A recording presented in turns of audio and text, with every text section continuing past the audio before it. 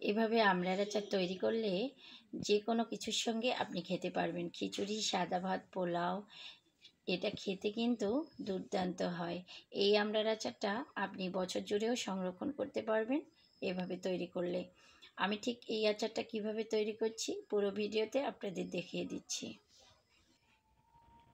এখানে আমি আমড়া নিয়েছি প্রায় 500 গ্রামের মতো। আমড়াগুলো আমার বেশ কয়েকদিন ধরে ফ্রিজে ছিল।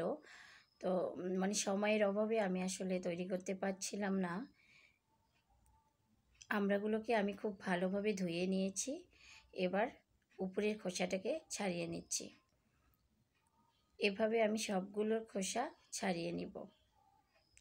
আর আমড়াটা ফ্রিজে থাকার কারণে অনেকটা কিন্তু নরম হয়ে গেছে। মানে ভেতরের যে আঁশটা আছে সেটা একটু নরম নরম হয়ে গেছে। তো সবগুলো আমড়াকে এভাবে আমি খোসা ছাড়িয়ে নিলাম। এবার কেটে নেওয়ার পালা। প্রথমে আমি হচ্ছে যে চাকু দিয়ে একটু কেটে নিলাম। এরপর সাইড থেকে আমি একটু চাপ দিলেই কিন্তু এভাবে উঠে আসতেছে। তো এভাবে আমি সবগুলো আমড়াকেই কেটে নিব। আর এভাবে আমড়া কাটলে কিন্তু খুব সহজেই আমড়াগুলোকে কেটে নেওয়া যায়। এভাবে আমি সবগুলো আমড়াকেই কেটে নিলাম। তো এই যে দেখতে পাচ্ছেন আমড়াগুলো আমার এভাবে আমি কেটে নিলাম। এখানে আমি বিচিগুলো সহ নিব। আপনারা চাইলে বিচিগুলোকে ফালাই দিতে পারেন, তবে আমি বিচিগুলো নিব। এখানে আমার কাছে খেতে অনেক বেশি ভালো লাগে। এখানে আমি বিচিগুলোকে একটু থেতো করে নিচ্ছি। এতে করে বিচিটা অনেক বেশি নরম হবে।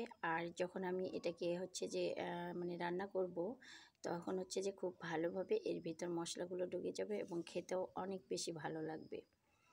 আপনারা অবশ্যই এভাবে একদিন ট্রাই করে দেখবেন। এতে করে খেতে অনেক বেশি ভালো লাগে। যারা বিচিগুলো ফালাই দেন তারা ফালাই না দিয়ে এভাবে তৈরি করে নিতে পারেন। আর এটা খেতে কিন্তু অসাধারণ হয়। তো আমার সব কিছু রেডি করা হয়ে গেল। এবার আমি হচ্ছে যে এখানে চুলোর মধ্যে প্রথমে হচ্ছে মরিচ ভেজে নিচ্ছি। মশলাটাকে আমি আগে রেডি করে নিব। তো মশলাটা রেডি করার জন্য এখানে আমি মরিচগুলো আগে ভেজে নিচ্ছি।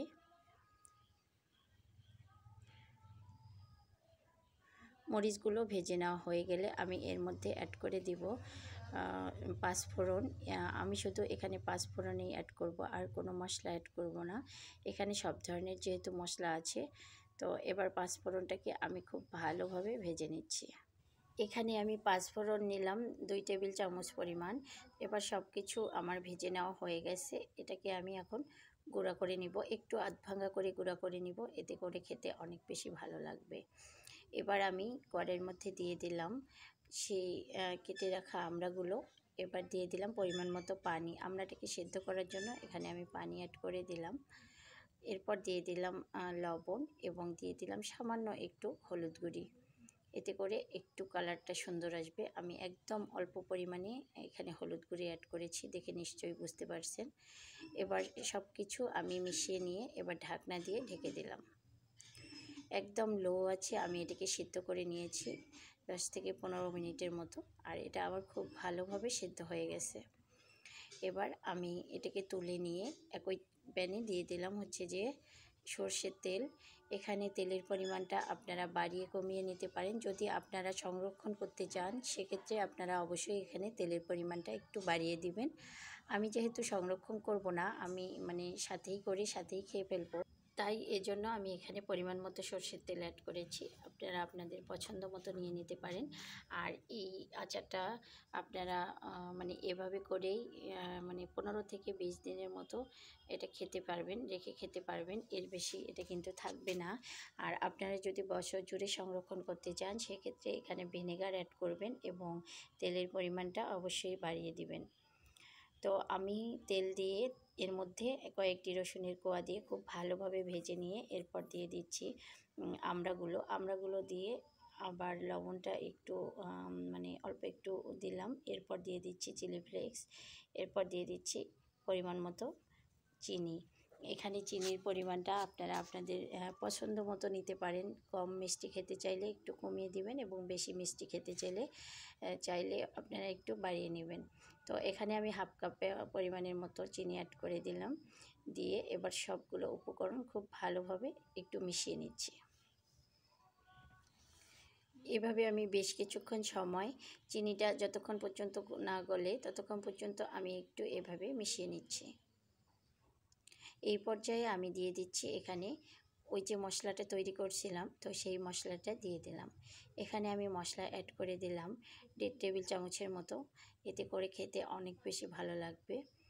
তো এবার আমি আবারও খুব ভালোভাবে নেড়ে নিচ্ছি। এভাবে আমি আরও কিছুক্ষণ সময় একটু নেড়ে চেড়ে নিলেই আমার আচারটা একদম রেডি হয়ে যাবে। টক ঝাল মিষ্টি আমড়ার এই আচারটি সিজন থাকতেই তৈরি করে নিন এবং খেতে তো অসাধারণ, দেখে নিশ্চয়ই বুঝতে পারতেছেন। এটা সব ধরনের খাবারের সঙ্গে সার্ভ করতে পারবেন, সাদা ভাত, পোলাও, হচ্ছে যে খিচুড়ি, সব কিছুর সঙ্গে এটা কিন্তু খেতে পারবেন। দুর্দান্ত হয় এই আচারটা, এখনই তৈরি করে নিতে পারেন। তো এই যে আমার রেডি হয়ে গেল আমড়ার আচারটা, দেখে নিশ্চয়ই বুঝতে পারতেছেন কতটা মজাদার হয়েছে।